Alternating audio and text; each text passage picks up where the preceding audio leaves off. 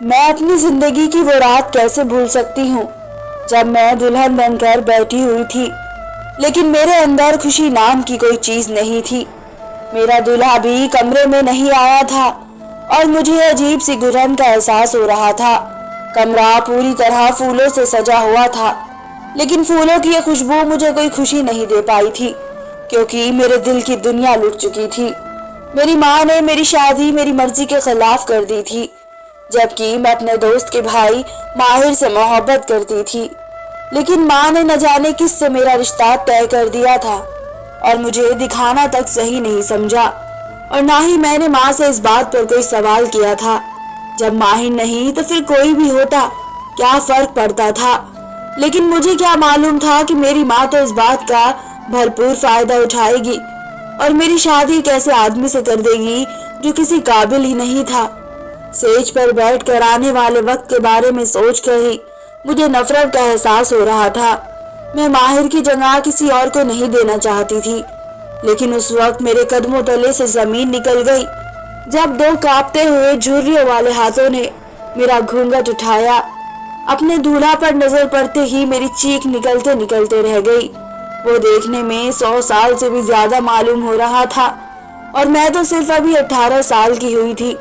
पहले तो मुझे लगा कि शायद दूल्हे की जगह कोई खानदान का बड़ा बुजुर्ग कमरे में आ गया है, लेकिन जब उसने मुझे मेरी दुल्हन कहकर तारुफ करवाया तो मुझे यकीन आ गया कि यही मेरा दूल्हा है।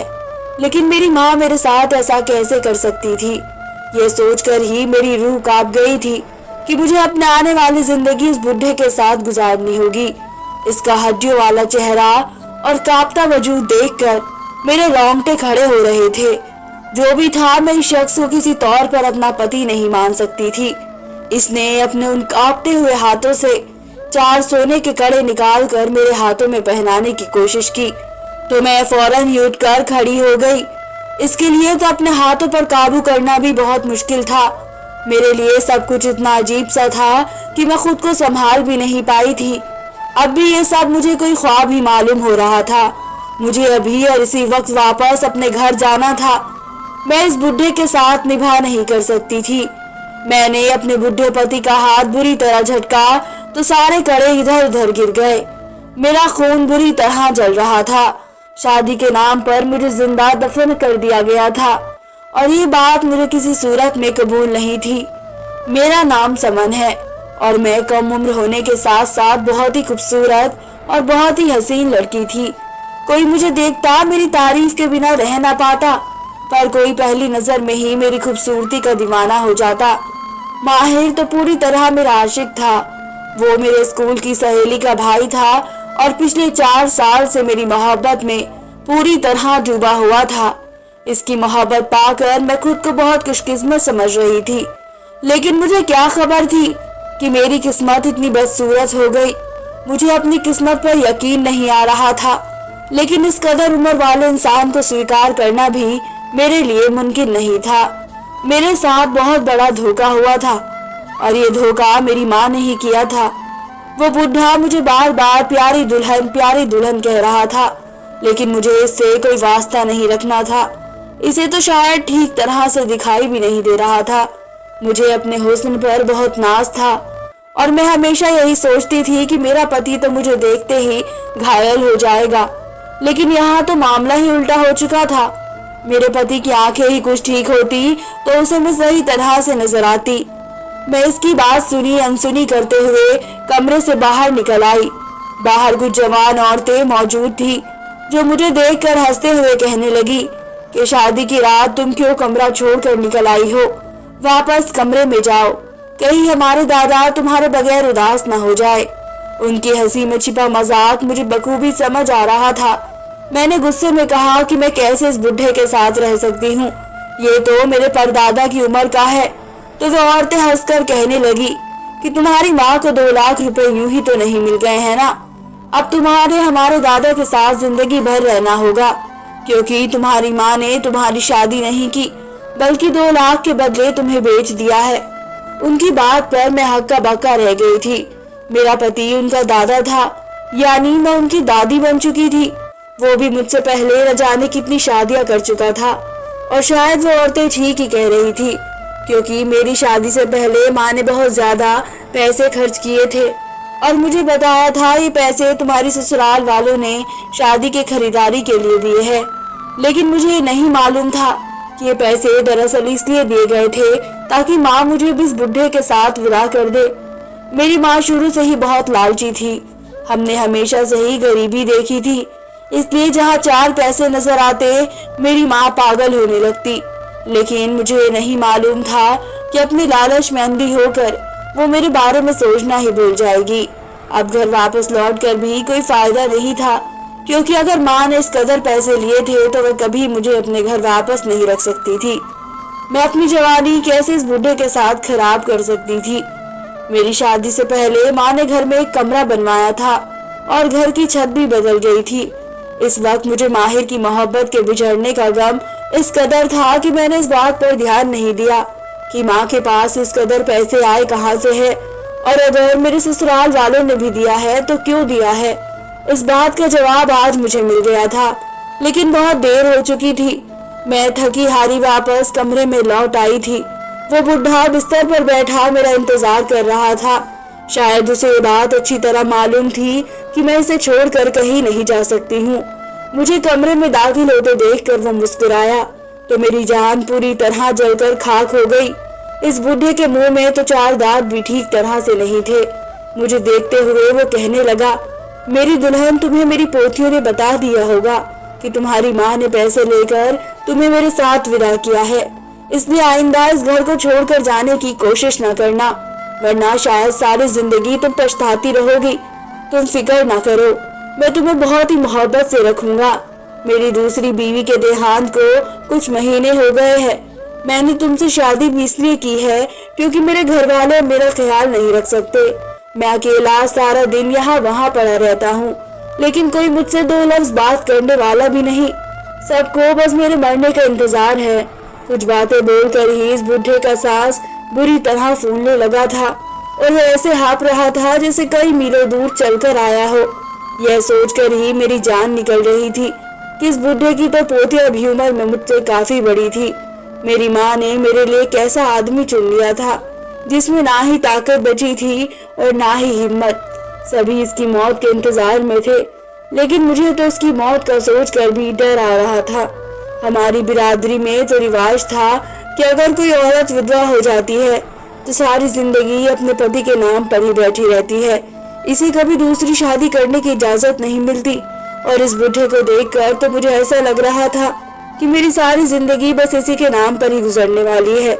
نہ ہی یہ بڈھا مجھے اپنی زندگی میں کوئی خوشی دے سکتا تھا اور نہ ہی اس کے مرنے کے بعد مجھے آزادی مل سکتی تھی۔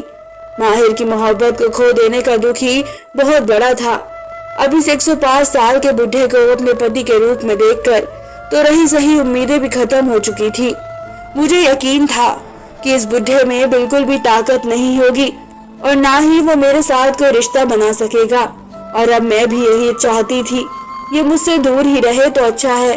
مجھے تو اس بات پر خوشی محسوس ہو رہی تھی، میرے دل میں ماہر کی محبت زندہ تھی اور مجھے یقین تھا کہ جلد ہی وہ مجھے یہاں سے آ کر لے جائے گا۔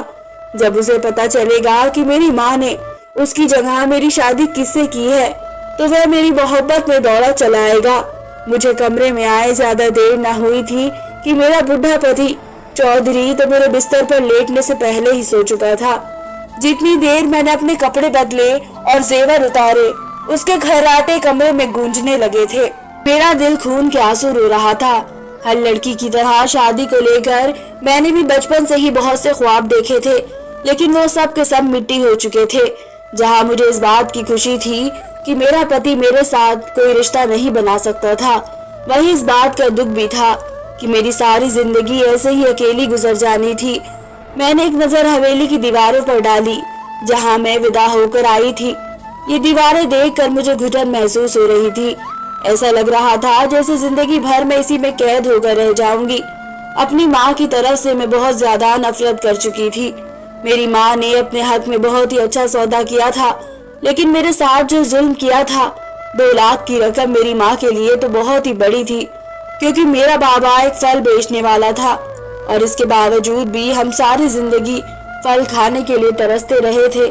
ہم 8 بہن بھائی ایک کمرے کے مکان میں رہتے تھے और बारिश में भी इस कमरे की छत पूरी तरह टपकती थी। माँ ने 2 लाख से अपनी जिंदगी के सारे मसले हल कर लिए थे और मेरी पूरी जिंदगी जहन्नुम बना दी थी।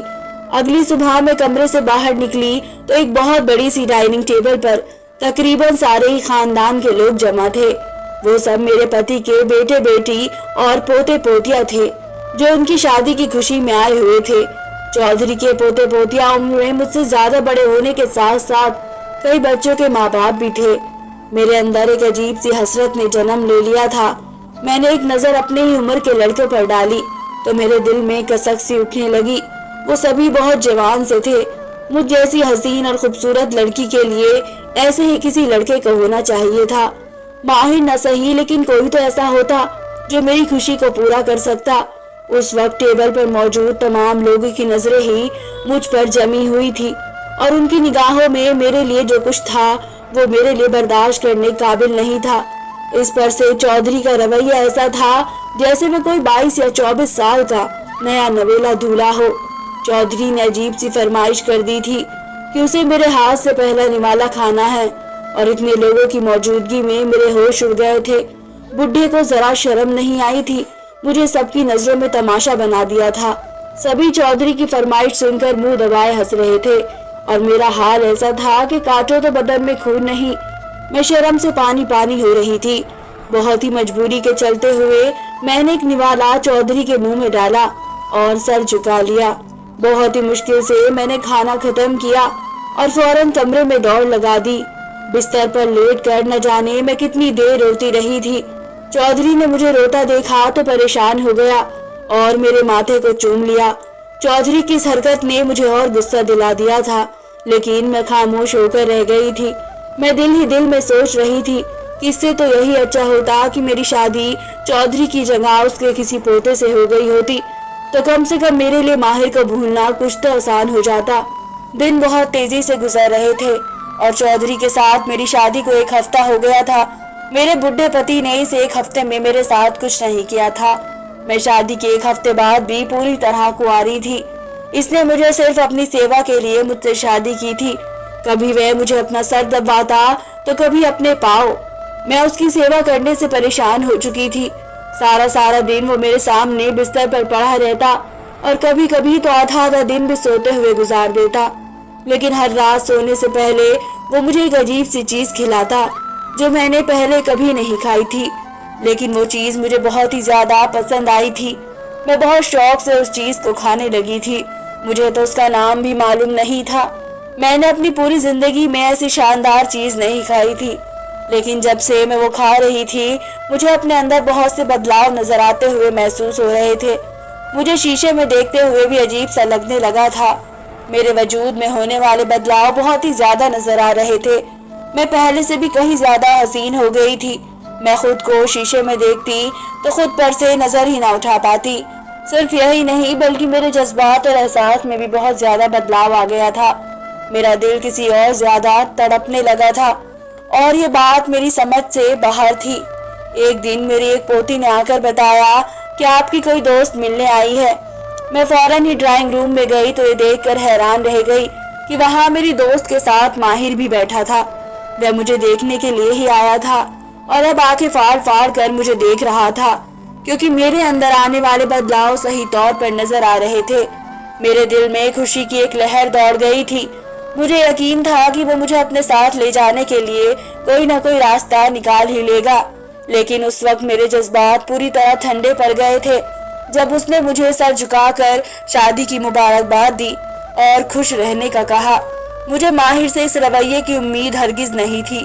वह तो दिन रात साथ जीने मरने की कसम खाता था और अब एक पल में ही बदल गया था। मैंने अपने आंसू हलक में उतारे और माहिर से कह दिया कि वो आइंदा मेरी चौखट पर कदम भी ना रखे। मेरा दिल बुरी तरह टूट चुका था। माँ के बाद माहिर ने भी पूरी तरह मुझे धोखा दिया था। मैं वापस अपने कमरे में चली आई थी। चौधरी की जो बात मुझ में पहले अच्छी लग रही थी अब वही बात मुझे जहर लगने लगी थी। इसकी खिलाई हुई अजीब चीज खाने के बाद जो मेरा दिल करता, इस बात को जुबान पर लाने में भी मुझे शर्म आती थी। मुझे चौधरी के घर में ना ही खाने पीने की कोई कमी थी और ना ही किसी भी चीज पर कोई रोक टोक थी। बल्कि यहाँ तो मैं सबसे बड़ी थी। लेकिन जिस चीज की कमी का एहसास मुझे सबसे ज्यादा सता रहा था, जिसकी वजह से मैं बेचैन हो गई थी, सारी सारी रात मैं बिस्तर पर करवटें बदलती रहती, लेकिन मुझे नींद न आई। एक दिन चौधरी बहुत गहरी नींद सो रहा था और मैं रात भर